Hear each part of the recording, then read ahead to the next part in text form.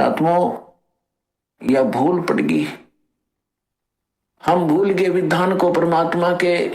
मासा घटे न तिल बधे, विदना लिखे जो लेखे, सच्चा सतगुरु मेट कर वही ऊपर मारे मेख।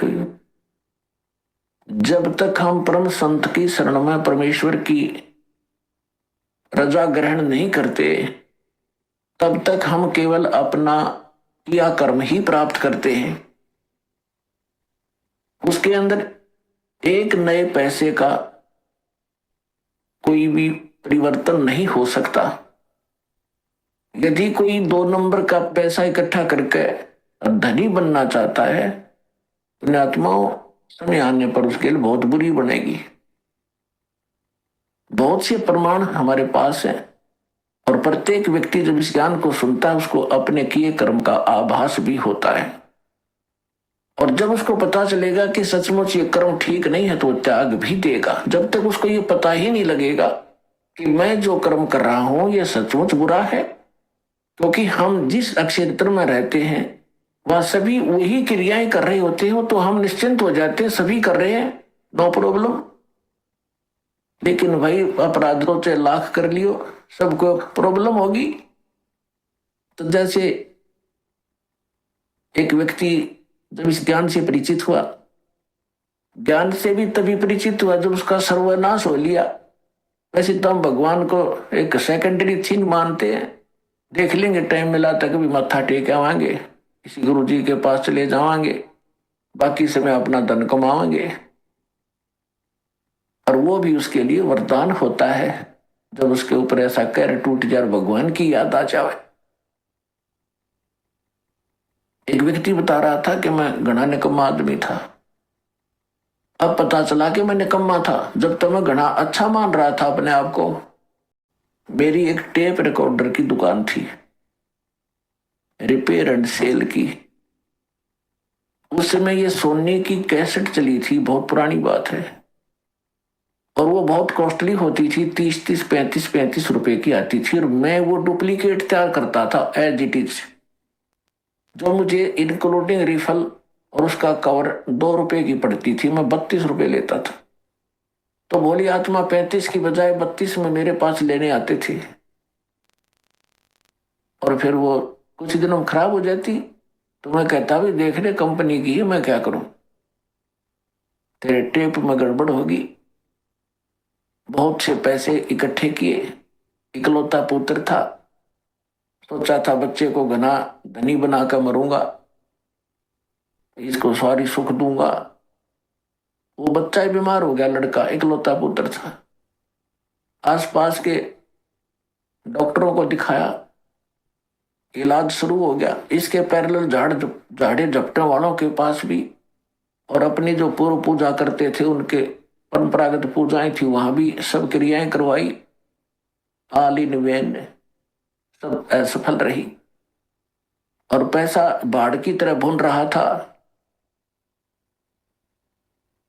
फिर बच्चा बहुत कमजोर हो गया। 1 वर्ष लगभग ट्रीटमेंट ऐसे ही चलता रहा। कभी थोड़ी सी राहत मिल जाए, फिर ज्यादा हो जाए, फिर राहत मिल जाए। जो मैंने पैसा कमाया था वो सारा का सारा जा रहा था, लेकिन मेरी समझ में नहीं आ रहा था, अब फिर कमा लूंगा कि वो बेटा ठीक हो जाओ। फिर क्या पता चला कि उसके दोनों किडनी फेल होगी। ऑल इंडिया इंस्टीट्यूट दिल्ली ले गया। उन्होंने बताया कि अति शीघ्र ट्रांसप्लांट कराओ, नहीं तो बच्चा नहीं बचेगा। जैसे तैसे किसी से कह सुनकर और एक गुर्दा प्राप्त किया, कोई सब इच्छा से दान करने वाला मिल गया। फिर भी उसके खर्चा बहुत हुआ, यानी उस समय 3.5 लाख रुपए मेरे उस गुर्दा के बदले बदलाने में लग गए, और पहले और खर्च हो लिया गना। जो मेरे पास धन था, वो मकान था, वो सब बेच दिया, किराए पर रहने लग गया। अब बेटा ठीक हो जाए फिर को मालूंगा। तो कहने का भाव ये है कि लड़का स्वस्थ हो गया, गुर्दे सफल हो गया, गुर्दा उसका। फिर गांव में एक प्लाट था, वो बेचकर शहर में छोटा सा मकान भी बना लिया। बच्चे के विवाह की तैयारी थी, अच्छी शिक्षा ग्रहण करवाई थी उसको, और अच्छी नौकरी की अपॉइंटमेंट भी उसकी होगी थी। विवाह की तैयारी कर रहे थे, खूब सारी धूमधाम से कार्य किए जा रहे थे। वो लड़का एक अपनी कार में जा रहा था, एक गाड़ी से टकरा गया, ट्राले तक, यानी दुर्घटना में उसकी मृत्यु होगी। अब इकलौता पुत्र था, जिसको सुखी देखना चाहता था, दुनिया को लूट रहा था। फिर मेरा वो लड़का भी ना रहा, टक्कर मार के रो रहा था। फिर ऐसे ही आपका कोई भक्त मिला, उसने मुझे एक कैसेट दी। तब मुझे अपने किए कर्म का आभास हुआ और मेरा सर्वनाश हुआ। तो तब मैं परमात्मा की तरफ चला, ना तो शायद मैं भगवान भी याद नहीं कर। तो पुण्यात्माओं, परमात्मा कहते हैं, तुमने दरगाह का उस मैल नहीं देखा, धर्मराज के तिल तिल का लेखा। तुमने वहां देखा नहीं भगवान का, वहां कैसे अकाउंट होता है। एक पाई भी एक नए पैसे का वहां हेरा फेरी नहीं होगी। आपका किया कर्म एज ए फिल्म आपके सामने चल पड़ेगा, जहां आप ना नौकर करोगे, यस करते चलोगे तो ठीक है। जहां ये कहोगे ऐसा मैंने नहीं किया, फिल्म चला देगा धर्मराज। क्योंकि एक हमारे अंदर फीड होती है, एक उसके पास फैक्स हो जाती है डेली। तो जब आपको ये ज्ञान होगा कि ऐसा जुल्म क्यों करें, जो भोगना इतना बुरी तरह पड़ता है, तो उस समय आपको कैसा महसूस होगा, भगवान बताते हैं। जैसे कर का जहर का रंग होरी हो, कहो कौन तिस खावे राम रंग होरी हो।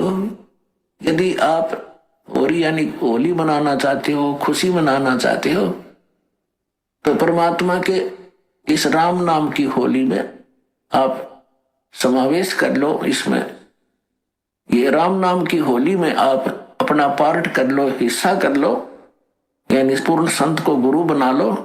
और यदि आप यहां भी सुखी होना चाहते हो, परमात्मा की शरण ग्रहण करो, और फिर परमात्मा के ज्ञान के आधार से भक्ति करोगे, दान धर्म करोगे, तो आपको वो समर्थ परमात्मा आपके भाग्य में ना होगा तो भी देगा। हम जब तक परम संत के माध्यम से और परमेश्वर उस परम अक्षर ब्रह्म कबीर परमेश्वर की शरण ग्रहण नहीं करते, तब तक हम अपना केवल जो पूर्व जन्म का संस्कार है वही प्राप्त होता है। चाहे बुरा है तो बुरा मिलेगा, अच्छा है तो अच्छा मिलेगा। और जो पुण्यकर्मी प्राणी हैं, आज वो बड़े बड़े सेठ बने हैं, कोई राजनेता बना है, कोई अभिनेता बना है, कोई आईएएस आईपीएस बना है, कोई डॉक्टर इंजीनियर बना है, कोई जज बना है, कोई एडवोकेट बना है। तो ये पिछले जन्म के घने पुण्यकर्मी प्राणी हैं। और ये सारा जीवन खोटे कर्म करें, चलो सभी तो नहीं करते, चाहे वो सारे जीवन में कितनी गलतियां करें, कितने 2 नंबर के काम करें, उनके पिछले पुण्य उनको प्राप्त होंगे ही होंगे। और उनको एक सबसे बड़ा धोखा ये रहेगा कि हमारा कुछ बिगड़ा को नहीं। हमारा क्या बिगड़ गया, वो फलाने ने ऐसा कर दिया, दगड़ियों ने ऐसा कर रहा था, राज भी वो सुखी है।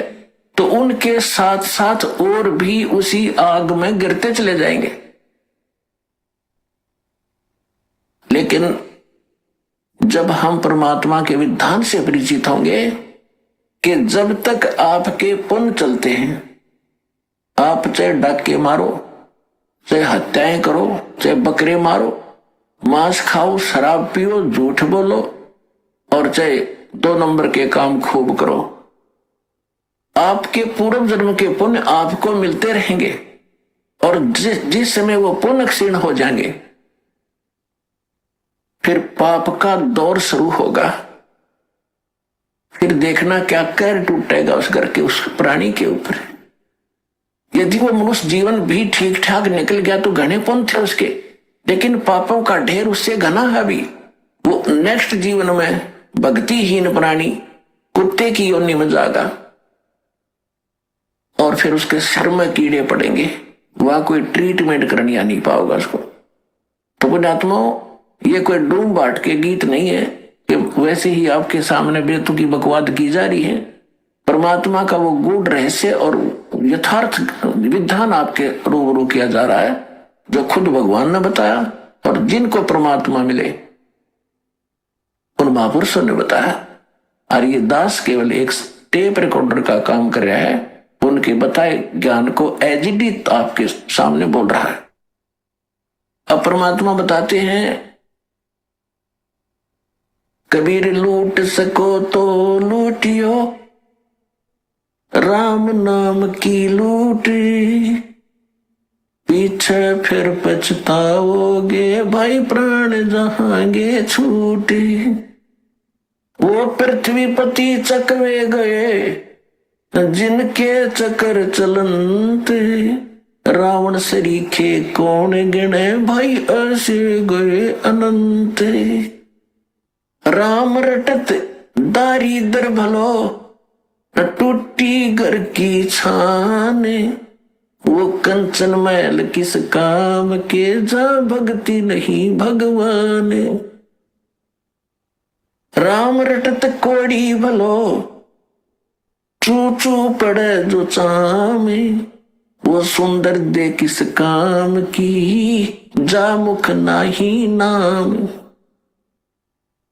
कबीर जिव्या तो वाए भली, जो रटे हरि नाम, नहीं तो काट के फेंक दियो, ये मुख में भलो ना चामे।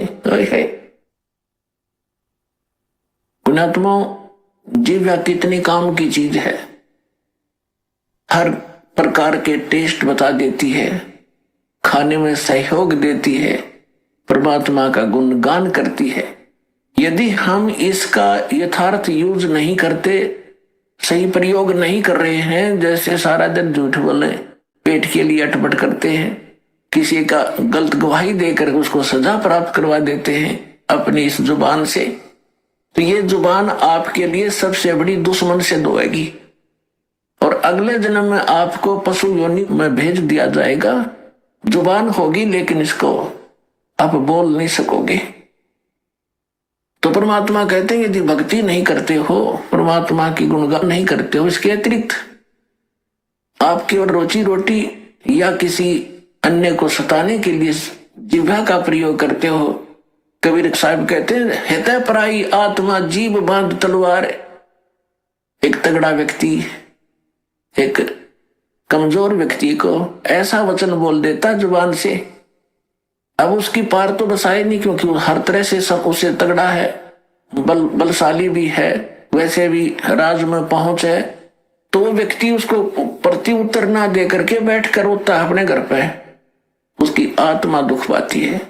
तो उसने उस जीभ से तलवार का काम कर दिया, उस आदमी की आत्मा काट दी।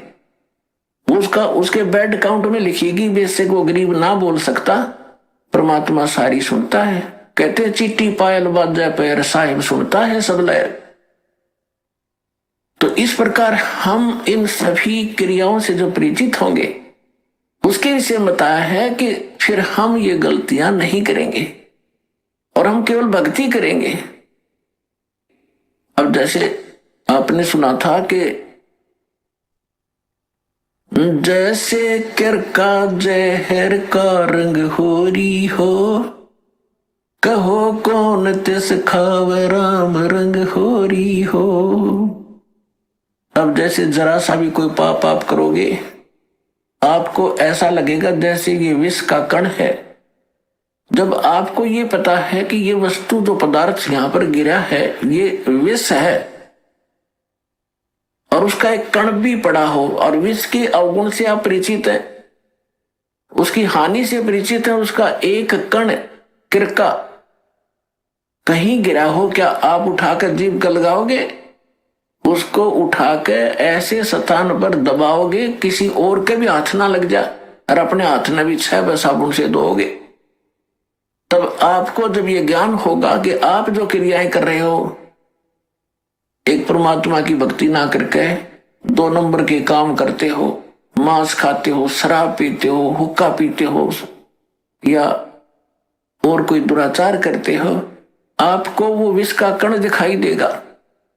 और जो व्यक्ति बुद्धिमान होता है, जैसे बालक तो गलती करते हैं, वो विष भी खा जाते हैं, मर जाते हैं, खाएंगे तो मरेंगे भी।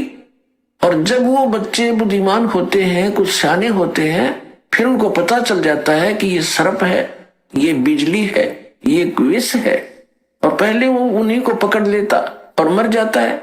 जब वो समझदार होता है तो स्वयं भी दूर भागता है और अन्य को भी सतर्क करता है कि बिजली का तार गिरा है, से दूर हो जाओ। और छोटा बालक होता, जब तक बुद्धि काम नहीं करती, उसको पकड़कर मर जाता है। सर्प को भी छू लेता, पकड़ लेता है, उसको डस जाता है, वो मृत्यु को प्राप्त हो जाता है। और जब वो बच्चा बड़ा हो जाता है, उनके अवगुणों से परिचित हो जाता है, उसकी बुद्धि काम करने लग जाती है, तो फिर वो स्वयं भी बचता है, अन्य को भी सतर्क कर देता है।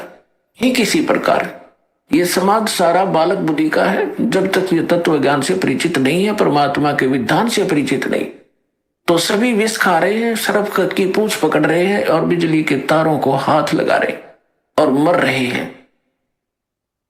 अब इस ज्ञान से, इस तत्व ज्ञान से आपका कलेजा हिल जाएगा। और इतना ज्ञान समझ के भी कोई नहीं मानता है तो महामूर्ख, और फिर उसका कोई ट्रीटमेंट नहीं, वो तो गधा ही है, इस जीवन में भी गधा है। जब हमें प्रत्यक्ष दिखाई देता है कि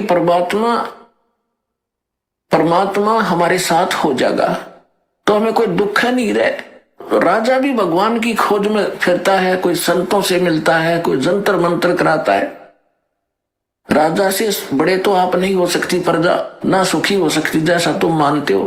राजा भी अपनी आपत्ति में परमात्मा की आड़ लेता है, और आपको सीधा ही भगवान मिल रहा, तो फिर आपका कौन सी कमी आवेगी, ये विचार करने की बात है।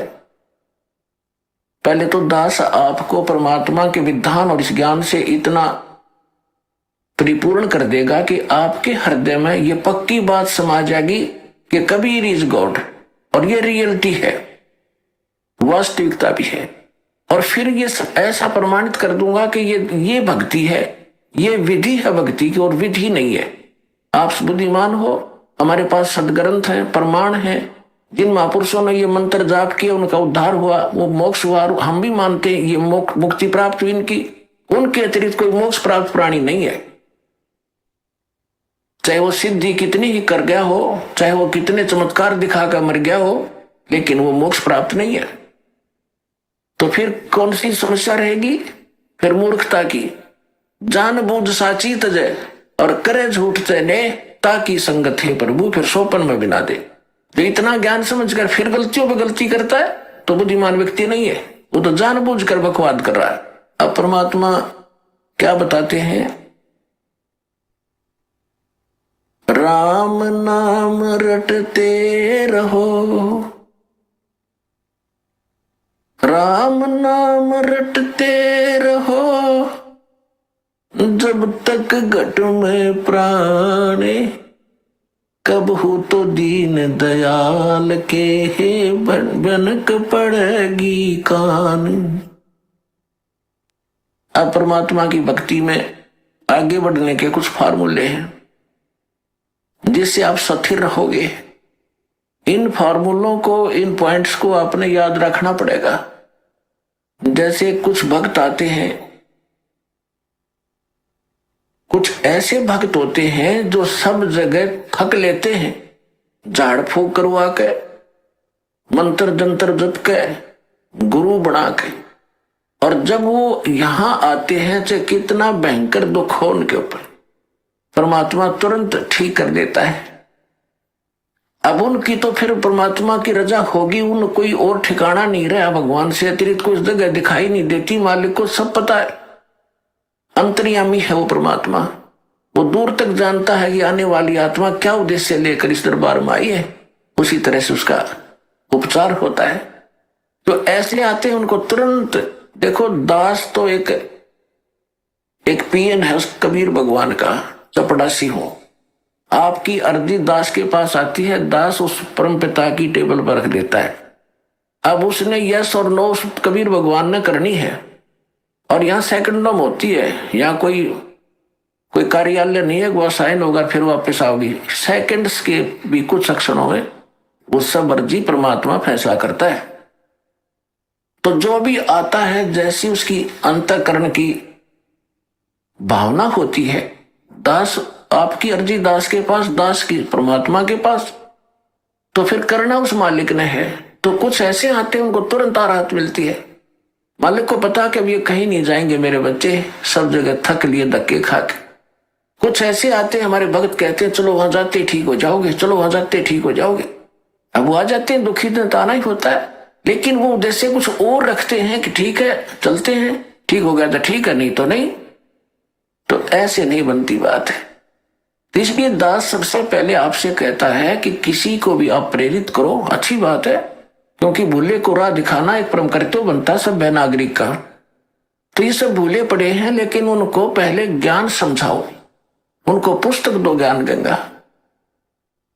और ये ज्ञान गंगा पुस्तक जो है, और भी कोई हमारी सीडी है बनाई हुई, या कोई भी परमात्मा का लिटरेचर जो इस दास के सत्संगों से बना है, उनको आप उनको दो पढ़ने के लिए। और ये एक ऐसा ज्ञान है परमात्मा का, कबीर साहब कहते हैं और ज्ञान सब ज्ञान अड़ी, और कबीर ज्ञान सो ज्ञान, और जैसे गोला तोब का करता चले बहता। तो पहले उनको ज्ञान से समझाओ, फिर वो ज्ञान से परिपूर्ण होकर फिर यहां आएंगे। जब तक ज्ञान से परिपूर्ण होकर यहां नहीं आएंगे तो फिर डगमग हो जाएंगे। परमात्मा इस चीज को लाइक नहीं करते कि ये डरे थे, पहले ढो ही रहे थे, 36 जगह भटक लिए, नकली गुरुओं के पास धक्के खा लिए, जीवन नाश कर दिया इन्होंने। तो अब अपने परमात्मा को पहचान कर फिर यहां लगे। देखो पुण्यात्माओं, दास इस मार्ग का मास्टर है, इस मार्ग का डॉक्टर है। आप सभी विद्यार्थी हो, दूसरे शब्दों में आप जन्म मरण के रोगी हो। तो इस दास को इसका पूरा कंप्लीट कोर्स पता है, आपको बताया जाता है, तो आप जी वैसे ही कीजिए और फिर देखना इसकी सफलता कैसे। जैसे ये मंत्र है, ये तो समझो बीज है। ये मंत्र जाप आपको दिए जाते, ये तो समझो बीज है, बो दिया आपके अंतःकरण में, वचन की शक्ति तय प्रवेश कर दिया। अब इसकी सिंचाई करनी है, इसमें खाद पानी डालना है। तो उसके लिए कहा है, एक यज्ञ है धर्म की, दूजी यज्ञ है ध्यान, तीजी यज्ञ हवन की, चौथी यज्ञ परिणाम, और पांचवी यज्ञ है ज्ञान की। तो आप जी ने ये बीज बोने के उपरांत, जैसे खेत में किसान गेहूं बीज देता है, तो गेहूं बीज देने मात्र से सफलता नहीं होगी, उसमें खाद भी, पानी भी, उसकी सुरक्षा भी समय अनुसार देनी पड़ेगी। और उसमें घास फूस उग जाता है, उसको निकालना भी प्रॉपर पड़ेगा, तब वो सफलता प्राप्त होगी। इसी प्रकार आप जी ने ये पांचों यज्ञ इस मंत्र के पैरेलल करनी पड़ेंगी। अब जैसे हम अज्ञानता के कारण अनाड़ियों के पास जाते थे, ये क्या क्या साधना बताते थे। कोई तो कहता था गायत्री मंत्र जाप कर ले, और कोई कहता था कि गीता जी का एक अध्याय डेली कर लिया कर पाठ कर लो। कोई जप जी साहिब की एक पुस्तक है, उसको नित पढ़ने को कहते हैं। कुछ ये नित नियम का गुटका हमने बना रखा है गरीबदास के पंथ में, इस कुछ कहते हैं बस ये पढ़ लिया करो बेड़ा पार हो जाएगा। अगर मंत्र पता नहीं उठ पटांग क्या देते हैं वो। तो पुण्यात्माओं, जैसे पहले हम गायत्री मंत्र को लेते हैं। गायत्री मंत्र क्या है? ये एक यजुर्वेद अध्याय नंबर 36 का मंत्र नंबर 3 है, और इन अनाड़ियों ने इसको पता नहीं क्या बना रखा था। इसके आगे ओम अक्षर लगा लिया, ओम भूर भुवः स्वः तत्सवितुर्वरेण्यं भर्गो देवस्य धीमहि धियो यो न प्रचोदयात्। और इसने हम निरा गोट्या करते और इसको यूं मानना करते इससे मोक्ष होगा। ये प्रथम तो इसके साथ ओम नाम लगाने से ये मंत्र ही व्यर्थ हो जाता है। अब जैसे वेदों में महिमा पूर्ण परमात्मा की है और ओम नाम है ब्रह्म का, और महिमा ये इसमें इस मंत्र में महिमा है परमक्षर ब्रह्म की। यदि हम कोई पत्र लिखते हैं और उसमें शुरुआत में लिखते हैं मुख्यमंत्री या मंत्री, और वो भेजनी थी हमने प्रधानमंत्री के, तो प्रधानमंत्री के पास नहीं जाएगी वो एप्लीकेशन, जिसको आपने एड्रेस किया वहां जाएगी, और वो उसका अधिकारी नहीं उसका आपकी एप्लीकेशन को सुन ले कुछ काम कर दे। हमने प्रधानमंत्री के एप्लीकेशन भेजनी थी और उससे हमें लाभ मिलना था, एड्रेस कर दिया वो मंत्री के या मुख्यमंत्री के, तो होगी व्यर्थ। तो ये ओम नाम इसके साथ लगाकर इसका और काम बिगाड़ लिया इन्होंने। दूसरी बात रही, अगर यदि इस ओम नाम ना लगा के और भूर्भाव से शुरू करके इसका बार बार आवृत्ति करते रहे, रिपीटेशन करते रहे, तो इससे लाभ क्या होगा? इसके अंदर लिखा है जैसे इलेक्ट्रिसिटी विद्युत, इस बिजली के गुण लिखे हो कहीं पर कि बिजली पंखा चलाती है, अंधेरे को उजाले में बदल देती है, और ये ट्यूबवेल से जल निकाल देती है, आटा पीस देती है, पंखा चलाती है। तो इसके गुण लिखे हैं ये, इसको चाहे श्लोक बना लो, इसकी चाहे कविता बना लो, चाहे इसका कोई भजन शब्द बनाकर ढोलक पीट के गा लो, चाहे सारंगी ठा गया हारमोनियम बांध के गा लो, वो गुण चाहे वैसे बता लो कि बिजली पंखा चलाती है, बिजली अंधेरे को उजाले में बदल देती है, ट्यूबवेल से जल निकाल कर सिंचाई कर देती है, और बिजली आटा पीस देती है, पशुओं का चारा काट देती है। तो ये गुण तो उसके अंदर विद्यमान है। इसने एक बार पढ़ लो, चाहे इसने सारी उम्र बांच लो, वो गुण उसमें विद्यमान है। पर वो प्राप्त कैसे होंगे आपको? वो गुण प्राप्त कैसे हो, वो मेथड कौन सा है, वो भिन्न है। ये तो ज्ञान हो गया, ज्ञान यज्ञ है ये कि इस वस्तु में ये गुण है। अब वो प्राप्त कैसे हो वो गुण, उसके लिए सारा तरीका ही अलग है। उसके लिए उस ऑफिस का पता चाहिए जहां से वो कनेक्शन मिलता है। वहां फिर जाकर वो कहेंगे ये फॉर्म भरो, ये फॉर्मेलिटी लाओ, वो सारा पूरा करके एप्लीकेशन लगाओ, समय आने पर आपका कनेक्शन मिल जाएगा। तो जो गुण गाया करते थे आप उस बिजली के, अब आपको वो प्राप्त होने शुरू हो गए। फिर गाओ चाहे मत गाओ, वो गुण आपके शुरू हो गए। और फिर भी वो अच्छा है, इतना ज्ञान तो रहना ही चाहिए कि बल्ब जगाना है ये बटन दबाओ, मोटर चलानी है ये दबाओ। ज्ञान यज्ञ फिर भी पैरेलल रहेगी तो आपको सहयोग देगा, लेकिन जब तक कनेक्शन नहीं मिलेगा वो लाभ प्राप्त नहीं होंगे। तो इसी प्रकार पुण्यात्माओं, अभी तक ये ज्ञान का टोटा रहा और हम धोखा यूं खाते रहे कि ये संत जो है ये पहुंचे हुए हैं। अब परमात्मा कहते हैं गुरुआ गाम बिगाड़े संतो गुरुआ गाम बिगाड़े, ऐसे कर्म जीव कला दिए ईव जड़े ना जाड़े, ऐसे उलझा दिया न समझाओ तो उल्टे पड़े नो कहो भाई वह निंदा करता रामपाल। तो अरे भले आदमियों, इसे बड़े बड़े माइक लाकर टेलीविजन पर मैंने निंदा करने टाइम पाया, ऐसा मूर्ख हूं मैं कि मैं निंदा करूं अपने कर्म बिगाड़ू। परमात्मा कहते हैं तिनका कबू ना नींदिए जो पाया तले हो, और कभी उड़ आखन पड़े पीर घड़ेरी हो। हम तो तिनके की निंदा नहीं कर सकते, इतना पाप लगे हमारे को। लेकिन जो परमात्मा ने डंडोरा पीटा था, सच्चाई कहा था ढोल के डंके पे, आज सेवादास